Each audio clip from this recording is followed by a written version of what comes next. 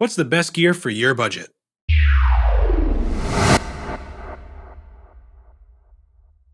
Hey everyone, and welcome back. In this video, I want to talk to you guys about gear. I want to walk you through some of the gear that I bought when I was first starting out, and what worked for me, what didn't work for me, and maybe offer some suggestions on things you might need in your home studio today. So whether you're just starting out, or you've been making beats for a couple of years now, or even if you're a professional producer or engineer, there's definitely going to be something in this video for you. Now, I'm going to leave links in the description below where you can purchase these items directly from my Amazon affiliate shop. Now, to be totally transparent, I will be making a small profit off of those purchases. But as you will see, these are all items that I've either used in the past or currently use, and I would not be making these recommendations if I did not 100% believe in them. And with that, let's get into it. So first off, I want to start by saying that anyone can make music, no matter what your financial situation is, what gear you have, what computer you use, what DAW you run, it doesn't matter, right? Anyone can do this. And to prove my point, here's what my first ever home studio looked like. Seriously, this is where it all started. I was going to conservatory for trombone, that weird fancy looking trumpet you see up in the corner there. I was still living at home with my mom, and we had just taken all of my old high school furniture and moved it down into the basement. When I decided that I wanted to start producing, I bought the cheapest laptop I could find, a pair of Logitech speakers I just plugged into my headphone output, and this $15 MIDI USB interface so I can turn my old music theory practice piano into a MIDI controller. That's it. That's all I needed to get to work. But from here, my love of production and engineering grew, and as my abilities started to improve and the scopes of my projects started getting larger and larger, I wanted to start recording artists and recording instruments. I had to invest in more gear. I didn't even need that piano. I just happened to have that already lying around because I was in school for music. And that's the same piano you see right here. I still haven't upgraded to a Native Instruments Control or an Akai. It works. If it ain't broke, don't fix it. So for each one of these tiers, I'm going to try and include an interface, a microphone, a pair of headphones, and a pair of speakers that will suit the needs of any artist or any engineer for your budget. I'd also like to include splurge items here and there. Things that if you have the extra coin to spend, it'd be definitely worth it to include on your list. So let's start out with the budget of a beginner. So I'm going to start this off first by saying not everyone needs an interface. If you have a sturdy enough laptop with enough RAM and a decent sound card, you really don't need an interface to do the external, audio processing. Really, the interface's job is only to interface between your source and the computer. It takes the sound from the source, be it a microphone or a guitar cable, and it, allows you to record it into your software. So if right now you're just kind of learning the ropes of production and you're just plugging away making beats, you don't necessarily need an external interface. But if you are the kind of producer who is, recording live instruments, or if you're an artist that wants to record their own vocals and just start sketching out ideas, I do recommend the Focusrite Scarlett Solo. So the Solo has one input, right? It has an input for the microphone and an input for, high Z things like guitars and instruments. So if I'm an artist that's, primarily recording myself and I'm not recording a full drum kit or something like that, the Solo would work fine. It's cheap, it's sturdy, and it supports sample rates up to 192 kilohertz. This bundle also often includes things like Pro Tools First or Ableton Lite, plugin demos, some of Focusrite's plugins. So if you're a beginner and you don't really know which software to use, and you're just getting into the fundamentals of recording, this is a good option for you. And at around $100, it's definitely one of the most affordable options. Some of you might know that the 2i2 is more popular than the Solo, but the only difference is that the 2i2 has two inputs, two outputs. You don't really need that secondary mic pre unless you're recording two people or two sources at the same time. So if it's just you, I recommend the Solo. Next, for headphones, I'd recommend the Sennheiser HD280 Pros. Now these aren't my favorite pair of headphones, but they allowed me to get the job done when I was first starting out. And they can really take a beating. I was throwing these around on the subway, in my backpack, and they survived. They still work to this day. No difference in sound. Next, we have the PreSonus Eris 3.5-inch speakers. I personally am still using my 4.5-inch speakers to this day, and they sound great. Now, some of you may be concerned, 3.5 inches is not a very big speaker, and we all know bigger speakers are better speakers. That's not necessarily the case. When you're first starting out, you're oftentimes working in a smaller space that's not treated, and everyone knows that it's not the size of the speaker, but the treatment and size of your room that affect the way your speakers sound. So if you're working in a bedroom where there's no treatment on the walls, you don't really need or want a bigger speaker. It's going to cause a lot more bass buildup and a lot more, phasing and decorrelation. So what you really want is a smaller speaker a little further away from the wall. This way you can get a more accurate response from both your room and the speakers. And as for a microphone, an SM57, just a good old standard dynamic microphone. Now you may be asking yourself, why am I going to go with a dynamic? I watch all these YouTube videos talking about you need a condenser to record vocals. So if I'm a vocalist, why do I want a dynamic microphone? Now again, this goes back to the space that you're in.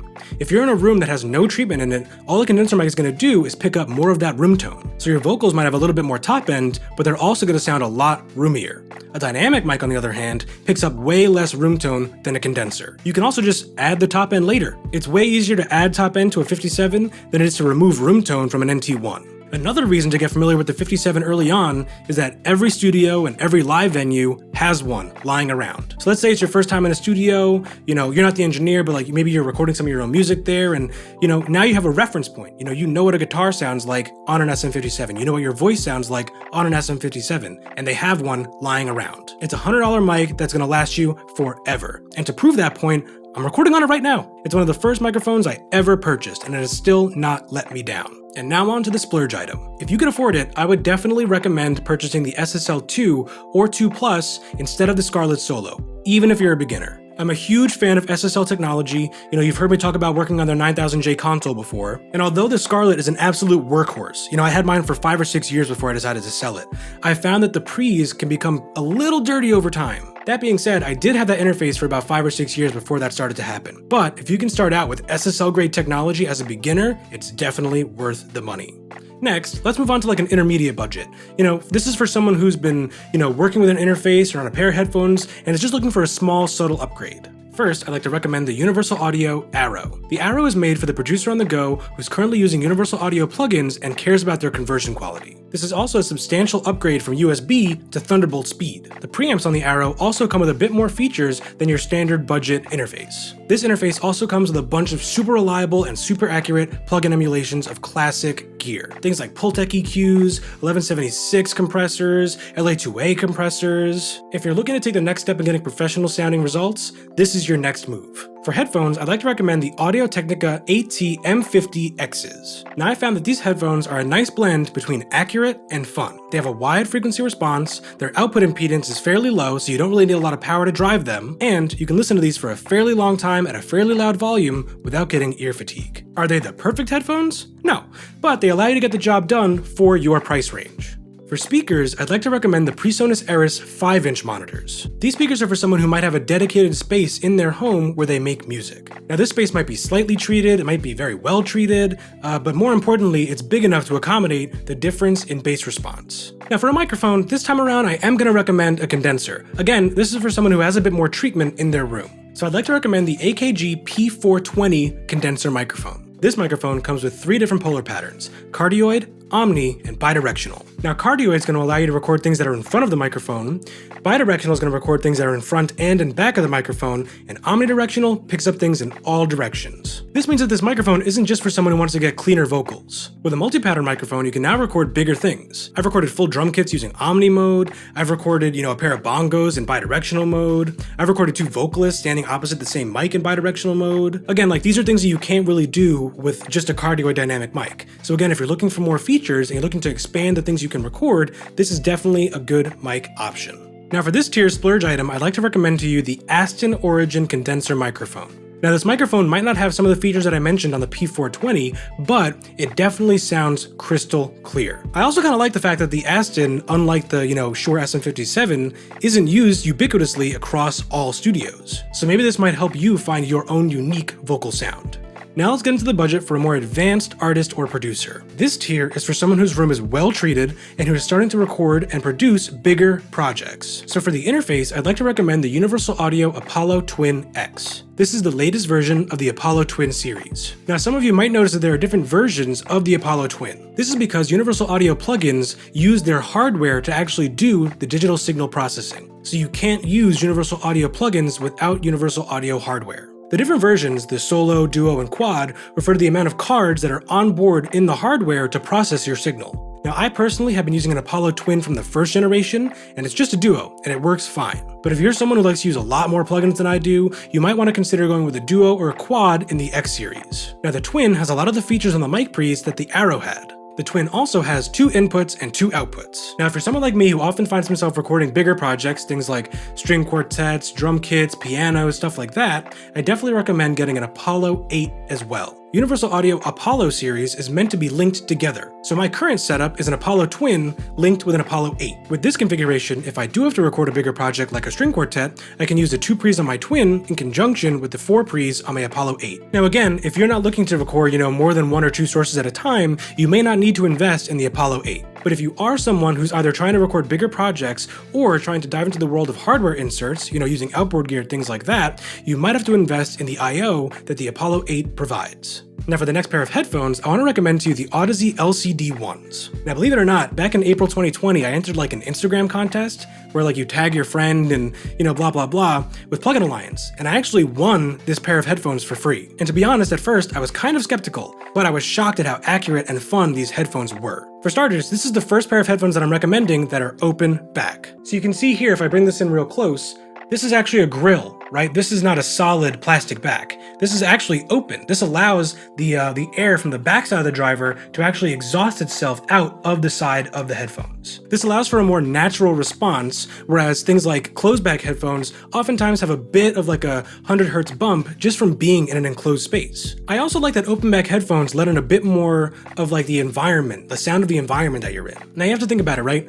When you're listening to music, oftentimes you're not listening to it in a bubble. It's very rare that you find yourself sitting in your living room just purely listening to music with no external sound. Oftentimes you're commuting and you can hear the traffic outside your window, or you can hear the train noises. So 90% of the time when you're listening to music, you can hear the environment that you're in. So why when you're mixing music are you gonna all of a sudden drop all that and just listen to the signal? Now for recording, I would not recommend open back headphones. This is because the sound is gonna bleed from these headphones to your microphone. You don't want that. But I found that by using open back headphones, my mixes will translate to more and more playback sources, such as phones, cars, speakers, and other headphones. So if you're looking to improve the accuracy of the translation of your mixes, I definitely recommend going with the LCD ones. For speakers, I'd like to recommend the Yamaha HS7s. The HS7s have become standard among the home studio industry. I currently am using the HS80Ms from Yamaha. These speakers actually predate the current HS series, but I have used HS5s and HS7s in numerous studios around the city. I love the way they sound, they're super accurate, they're super fun, but again, these speakers are for someone who has a well-treated room. So if your room can't necessarily compensate for those factors, I wouldn't recommend getting speakers this big. Maybe go with the HS5s. Now for the microphone, you might be surprised to hear me recommend another dynamic, but hear me out. I'd like to recommend to you the Shure SM7B. Essentially, the SM7B was born from the SM57. Shure gave their engineers the SM57 and said, look, without cutting costs, with no limitations, with no restrictions, how can we make this microphone better? The 7 has a wider frequency response than the 57, has a flatter frequency response, and has an adjustable EQ to get that top end that you normally get from a condenser microphone. Whereas the 57 was designed to record instruments, the 7 was designed to be as flat as possible and to be used in as many applications as possible. This is why you'll find the SM7 in front of many sources, things like guitar cabs, bass cabs. I've used them on pianos, drum kits, vocalists, and like the 57, it can be found in every modern recording studio. So by owning an SM7 and learning how to use it and get good tones, you now have a frame of reference for when you actually enter professional studios. I will say that if you do invest in an SM7, you should also invest in a cloud lifter. The cloud lifter is essentially a transformer that takes the phantom power from your interface and converts it into 25 dBs of gain for your microphone. The cloud lifter allows you to add noiseless gain to your dynamic microphone. This way, your signal to noise ratio improves and you can get that crystal clear sound you've always wanted using a dynamic microphone. Now the last splurge item I'll recommend on this list, I think everyone should own. Whether you're a beginner, an intermediate, or you're a professional working in studios today. Buy yourself a Kensington trackball mouse. Ever since I switched from the standard optical mouse to a trackball mouse, it feels like my efficiency improved tenfold. This is because the standard optical mouse requires you to move your entire arm to move the cursor, whereas the trackball mouse allows you to just move your hand to get the same job done. And at least in my experience, these have become the standard in most professional studios. So this way, by the time you get an internship or start recording in professional studios, you're already accustomed to their workflow. It's just one less professional hurdle for you to jump over. Thanks for watching, everybody. I hope there was something in this video for you. If you think I might have glossed over something, or you're in need of a different recommendation, or you have your own recommendation, feel free to leave it in the comments below. I'll try my best to answer those as quickly as possible. Thank you all for watching, and I hope to see you guys next time.